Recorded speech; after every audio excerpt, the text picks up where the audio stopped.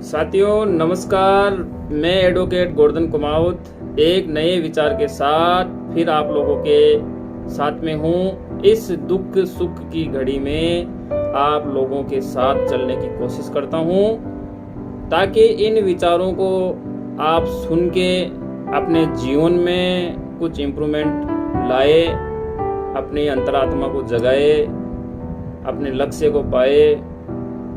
विचार जो जगाने का काम करते हैं, सोई हुई आत्मा को जगाने का काम करते हैं। अपने अंदर एक नई ऊर्जा उत्पन्न होती है। ऐसे विचार मैं आप लोगों के लिए खोज कर सर्च करके आप लोगों के सामने प्रकट करने की कोशिश करता हूँ। ये मेरी कोशिश मात्र है। और सबसे मैं एक छोटा सा निवेदन करूंगा कि मेरा वीडियो आगे से आगे शेयर करें। मेरा मकसद कोई पैसा कमाना नहीं है। मेरा मकसद यही है कि अपने भारत देश में वो तमाम युवा जो एजुकेशन ले रहे हैं, बिजनेस कर रहे हैं, उन तक मेरे विचार पहुँचे और उनमें अपडेशन आए और एक अच्छा इम्प्रूवमेंट आए। तो आपकी हर दुख और सुख की घड़ी में मैं आप लोगों के साथ में हूँ। आज का विचार उस पर अपन चर्चा करेंगे। यदि आदमी एक पल के लिए भी जिए तो भी उस पल को वह शुभ कर्म करने में खर्च करे। आदमी एक पल के लिए भी जिए, पर वो कैसे जिए कि वो अपना वक्त शुभ कर्म करने में व्यर्थ करे, यानी शुभ कर्म, अच्छे कर्म करने में व्यर्थ करे, अच्छे कर्मों में ही अपना टाइम व्यर्थ करे। इससे क्या होगा? एक कल्प तक जीकर कोई भी लाभ नहीं। एक कल्प मतलब छोटा जीकर के भी लाभ नहीं या बड़ा जी के भी लाभ नहीं। छोटा जी के भी लाभ कब है और बड़ा जी के भी लाभ कब है?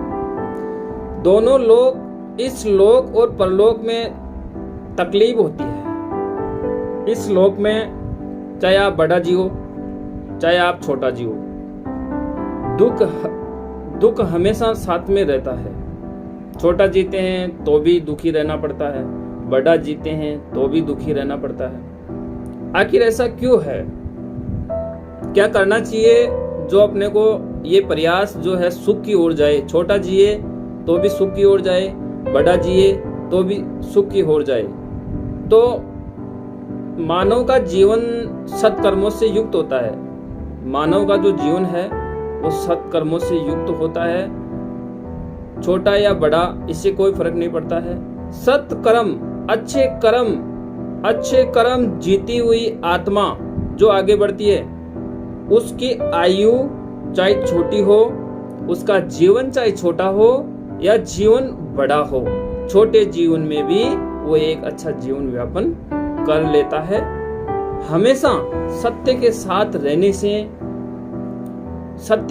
रहने से उसके दुख जो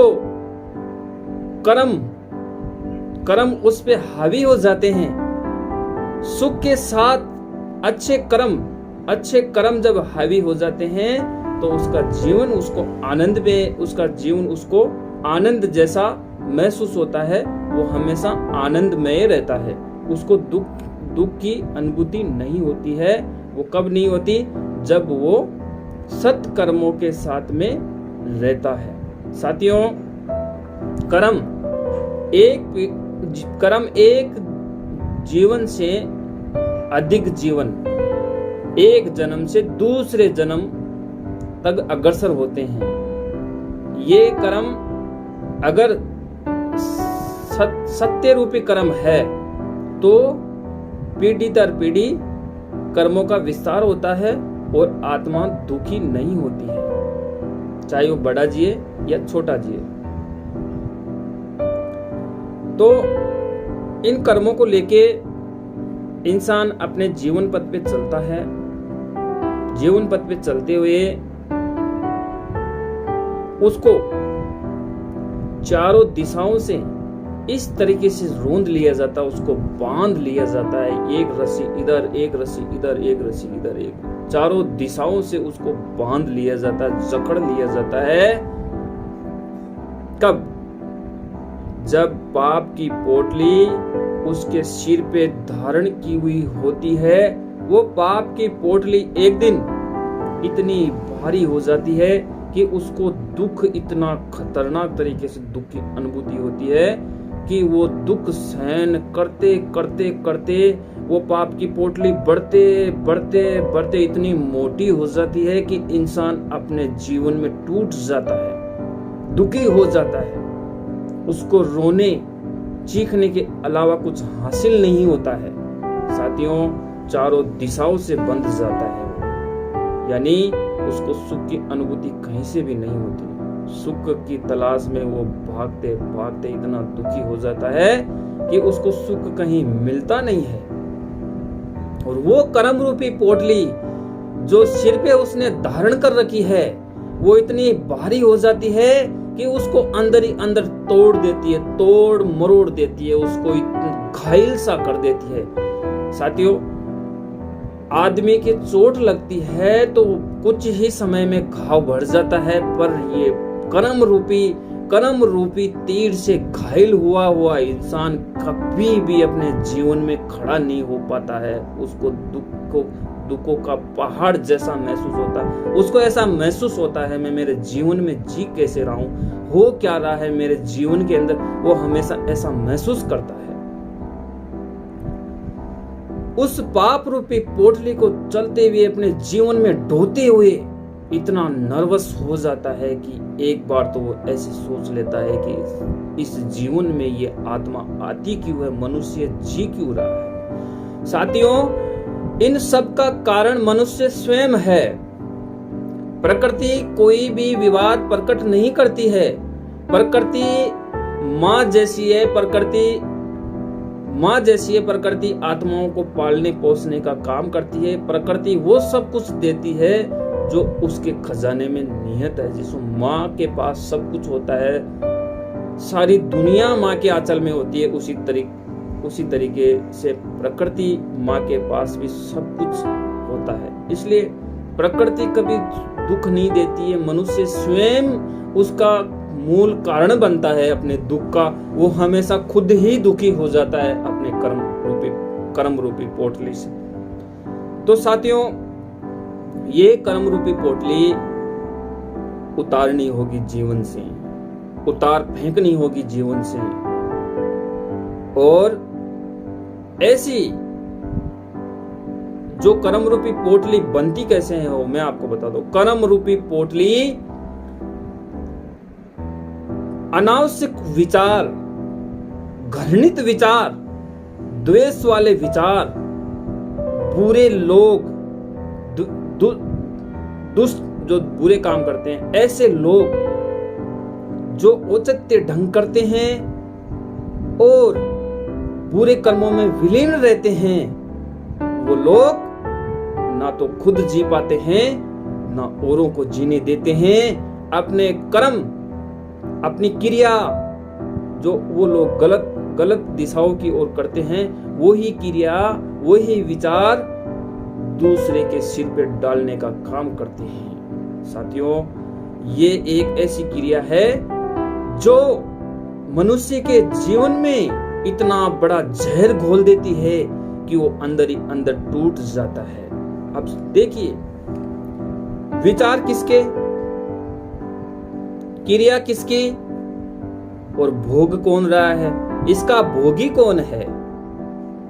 तो धीरे धीरे इन औचित्य विचार, औचित्य ढंग, बुरी क्रियाओं से आदमी की पाप रूपी पोटली बंद सी जाती है और वो पाप रूपी पोटली अपने सिर पे धारण करके अपने जीवन को आगे बढ़ाते हैं। साथियों, मुझे एक बात बताओ, आप कोई भी गंदी चीज, गंदी वस्तु को कितने समय तक अपने पास रख सकते हैं? अधिक समय तक या कम समय तक? अधिक समय तक रखोगे तो क्या होगा, आपको बहुत अंदर ही अंदर टूट से जाओगे, घृणा होगी उससे। और अच्छी चीज को रखोगे तो आप हमेशा एक्टिव रहोगे, प्रसन्न रहोगे, मन में खुशी होगी। तो वो बुरी चीज जो पाप की पोटली बांधने का काम करती है वो सिर पे ढोके वो जब मनुष्य चलता है, तो ऐसी पोटली अपन क्यों बनाए? एक फ्री हिट ही ले लिया, एक फ्री वजह ही ले ली, फ्री कारण ही ले लिया, कोई मतलब ही नहीं है इसका, फिर भी अपन दुनिया के पाप इकट्ठे कर रहे हैं, एक पोट बांधने की कोशिश कर रहे हैं। खुद तो पोट बांधी जो बांधी, अपन दूसरे के सिर पे और रख रहे हैं। साथियों, क्या ये सही है? क्या सभी आत्माओं को, सभी भले मानुषों को जीने का कोई हक नहीं है?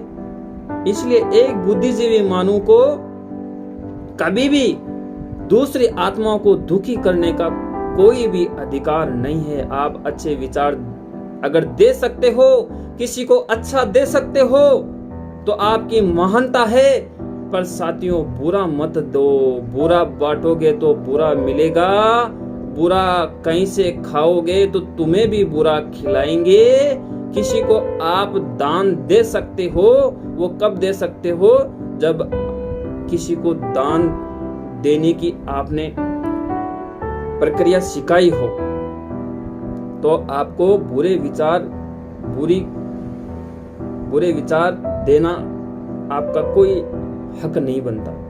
तो उस पोटली पे आते हैं। तो ऐसे विचारों की पोटली जो हमें समाज से या कहीं भी XYZ कहीं से भी हमें मिलती है, चाहे वो विचारों से मिले, बुरी भावनाओं से मिले, ऐसे विचारों से हमें दूर रहना चाहिए, ताकि मनुष्य चलता हुआ जीवन में आगे बढ़ता हुआ उसकी साइकिल, उसकी गाड़ी कभी रुके नहीं। क्योंकि चारों दिशाओं के बंधन तभी ही बंधते हैं जब वो पाप रूपी पोटली उसके सिर पे होती है। उसको उतार फेंकना है। वो कब फेंकेंगे, वो कब जाएंगे? जब आपके जीवन में अच्छे विचारों की उत्पत्ति होगी, अच्छे विचारों का आगमन होगा। साथियों, अच्छे विचार ईश्वर गुरुदेव की आज्ञा है, गुरुदेव का आशीर्वाद है। अच्छे विचार ही गुरुदेव कहते हैं, अच्छे विचार ही अमृत है। इस अमृत को अपने शरीर में उतार लो, अपने दिल में, मन में उतार लो, कभी भी आप दुखी नहीं होंगे। पाप रूपी कर्म, पाप रूपी पोटली जैसे मानुष आत्माएं आपके समीप कभी भटक भी नहीं सकेगी, गुरुदेव हमेशा कहते हैं। तो ऐसे गुरुओं की पालना करते हुए, ऐसे विचारों की पालना करते हुए, इस ऐसे अमृत रूपी ज्ञान का भक्षण करते हुए, पीते हुए अपने जीवन मार्ग में आगे बढ़िए। और चारों दिशाओं के बंधन तो क्या, इस सृष्टि पे कोई भी ऐसा बंधन नहीं है जो आपको बांध सके, आपको अपने लक्ष्य पे जाते हुए उस बंधनों में जकड़ सके। ऐसी कोई इस सृष्टि में ताकत नहीं है, क्योंकि ज्ञान एक ऐसा अमृत है जो आपने पान कर लिया। कर्म रूपी पोटली, कर्म आपके कभी भी बुरे कर्म आप पे हावी नहीं होंगे, और आप अपने जीवन में हमेशा खुश होंगे। कभी आपको दुख महसूस नहीं होगा, कभी आप दुखी नहीं होंगे, कभी आप अपने जीवन से हारेंगे नहीं। ये सृष्टि, ये प्रकृति माँ आपको बहुत अच्छी लगेगी और आपको जीना आ जाएगा, कभी भी आप दुखी नहीं होंगे। पर प्लीज, इधर की बात उधर, उधर की बात इधर, एक पाप रूपी पोटली की काउंटिंग में आती है कि आप फिर से पाप कर्म इकट्ठे कर रहे हो, किसके सिर पे डोलने जा रहे हो। हमेशा इस विचार का सरलार्थ यही है कि पाप रूपी पोटली बांधने की कोशिश ना करें, और अपने जीवन में अच्छे विचार धारण करते हुए, गुरुजनों की शरण में रहते हुए अपने जीवन को खुशी खुशी जीना सीखिए। 84 लाख योनियों के बाद में ये जीवन मिलता है। आत्मा कहां कहां नहीं भटकती, दर एक दर से दूसरे दर, दूसरे दर से तीसरे दर। पता नहीं कितना कुत्ते गधे घोड़े कितने जीवों से उसको गुजरते हुए आत्मा को आना पड़ता है। साथियों, अपने शास्त्र यही कहते हैं कि 84 लाख योनियों के बाद में, कई योनियों के बाद में मनुष्य जीवन मिलता है, और इस मनुष्य जीवन में इस तरीके के औचित्य ढंग को धारण कर लेता है मनुष्य आके। उसे पता नहीं कि वो सृष्टि पे क्यों आया है, उसका आने का कारण क्या है, उसकी वजह क्या है। वजह ढूंढिए।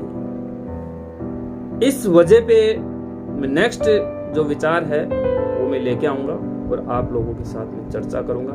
साथियों, आप सबसे हाथ जोड़ के एक ही निवेदन है मेरा, इस YouTube के जरिए कोई पैसा कमाने का मुझे पैसा नहीं चाहिए। कई लोग सोचते हैं कि मैं शेयर करूंगा तो सर को पैसे मिल जाएंगे। गुरुदेव की ऐसी कृपा हो रखी है, आप सब साथियों का ऐसा साथ है मेरा कि मैं मेरे जीवन में जो कर्म कर रहा हूं उसमें मैं सुखी हूं। बस मैं कुछ ऐसे विचार जो आप सब लोगों तक पहुंचाना चाहता हूं, वो मेरी गारंटी है। गुरुदेव कह गए हैं, जो आत्मा इन विचारों को लेके अपने जीवन में आगे बढ़ता है उसको इस दुनिया की कोई भी ताकत पीछे नहीं धकेल सकती, कोई भी उसको दुखी नहीं कर सकता। इतनी बड़ी ताकत है गुरुदेव के विचारों में, उनके संदेशों में। इसलिए साथियों, हमेशा मैं कोशिश करूंगा कि मैं आप लोगों के अच्छे विचार लेके आऊं, पर प्लीज फिर से वही बात कहूंगा, बोर हो जाओगे आप, कि आगे शेयर कर दो यार, करो ना। आपका दूसरा भाई भी देखे, उसको पता चलना चाहिए कर्म रूपी पोटली क्या होती है, राइट ना। तो प्लीज, तो साथियों, अपन फिर से मिलेंगे एक नए विचार के साथ में। आपका दुख का साथी भी और सुख का साथी भी एडवोकेट गोवर्धन कुमावत का आपको फिर से नमस्कार, अलविदा। फिर अपन मिलेंगे। जय गुरु।